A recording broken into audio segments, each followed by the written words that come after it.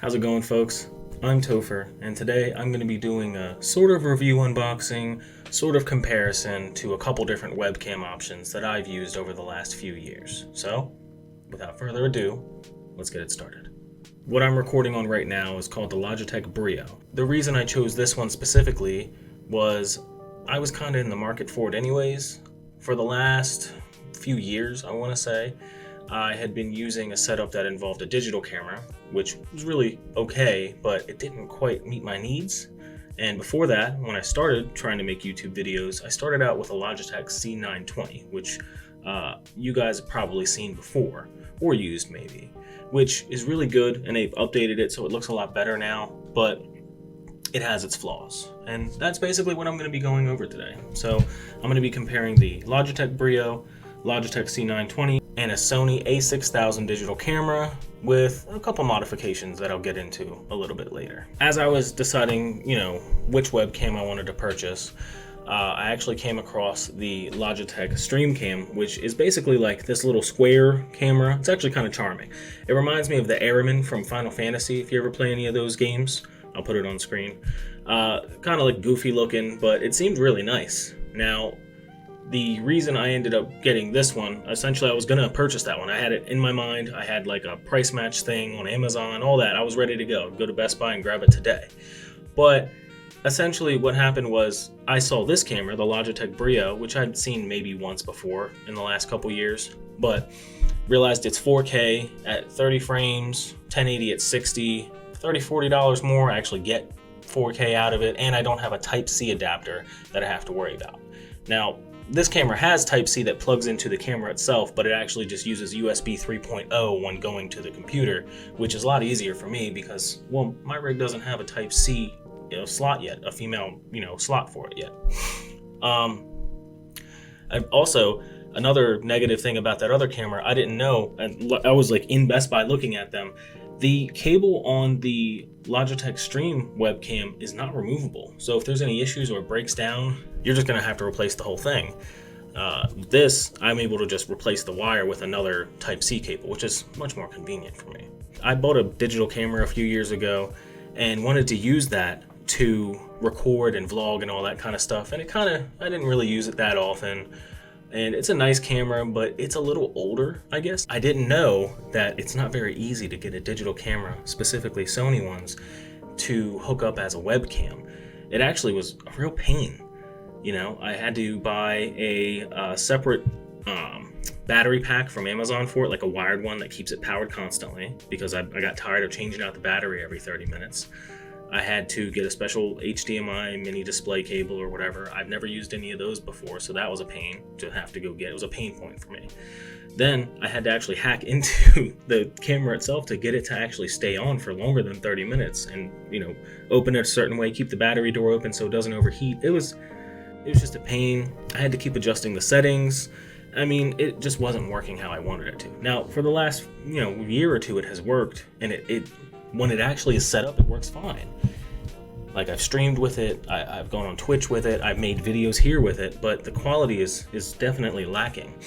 I've basically any videos that are this close to my face, so like less than a couple feet apart, they look great, But when I actually do stuff like some of my podcast videos with my friends where we're sitting right behind where I'm at, right here, just a couple more feet, it looks like it's fighting static. Like there's a lot of particle effects and like I don't know the word for it. Basically, it just looks like it's having a really hard time. Maybe I just didn't know what I was doing with lighting and things of that nature. Like even setting up this camera, I did have to get the lighting right. And surprisingly, the other camera that I'm about to get into, the C920, I can actually show you. Yeah, this little guy. That one actually worked a little better in some ways, It was kind of just plug and play like this one is. I didn't have to fiddle with it as much and make sure it was perfect, and hope the stars aligned properly to make it work. It did have tons of issues with recording though, and you kind of get what you pay for. And I'm not here to bash it. I'm actually here to try and illustrate that each has its own benefits. Like the C920 is great for streaming and recording if you're on a budget. If you're starting out and you're making YouTube content or Twitch content, definitely start with this camera because it's been updated and it actually works a lot better now. If I used it now, I probably wouldn't have the same issues, but it's already been so long and the quality, I was able to afford the 4K camera, which was nice. I got it on a good sale. But the C920, when it came out, it had tons of issues with recording, keeping everything together in the recording because the audio and video wouldn't sync properly, and that was a pain. So, and mind you, I know a lot of that could fall on me with my computer and my setup, but I upgraded my CPU, my GPU, and even my recording and editing software in that span of like 5-6 years. And with it ultimately set up how it is now, it's a lot better, but I've come to appreciate a slightly higher quality on the digital camera setup I have, and this one so far, I mean, it's even better. I haven't edited the video yet, but it seems like the audio's staying pretty true. I mean, also, I probably learned properly how to set up my audio with this and that. From what I've read, the audio on the camera itself, it has microphones built in, isn't that great, but it would be good for like a Zoom call or something. I will say it's a lot more sleek, and I wanted to change up and have my videos like right here in front of me. You can just see me eye level, like I'm like here.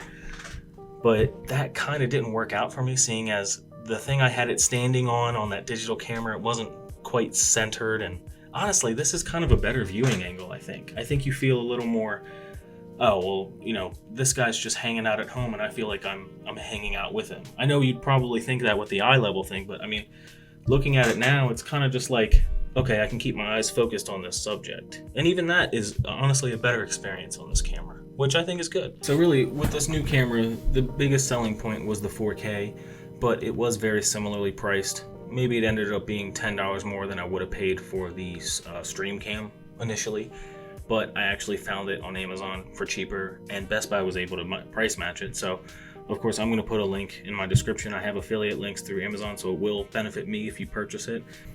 Make your own decisions with it, but if you're looking for something a little more affordable, C920 is fine. That's usually around $80 to $100. You might be able to get it for cheaper, I'm not sure.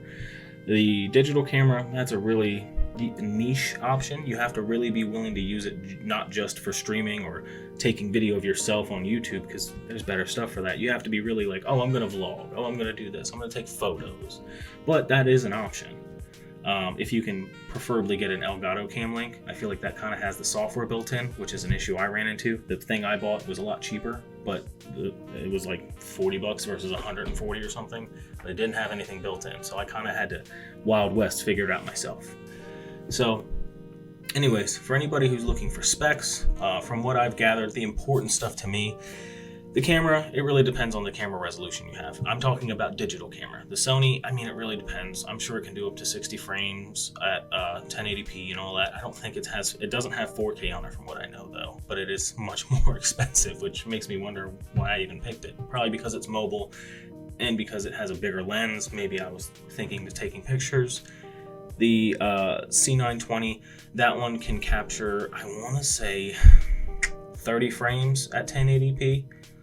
But this one can capture 40 frames at this one can capture 4K at 30 frames, 1080 at 60 frames, which like I said, I think the digital camera can do, and 720 at 90 frames, which is crazy. It's just, the difference is, this is built for this application. Maybe I messed up the settings. The digital camera is really not.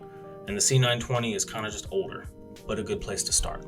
So I say all that to say, if you're going to do it with one of these options, preferably just the older camera, like from a reputable brand. You don't want to just go out there buying whatever you see on the shelf if you've never heard of it for like $30, because you're probably going to have the same issues I did, audio and video sync, but even worse. That's just my 2 cents, and I thank you guys for watching. See me in the comments below if you have any questions. Let me know if you like this video, and otherwise, you guys enjoy the rest of your day. I'm going to keep messing with this camera. Peace out.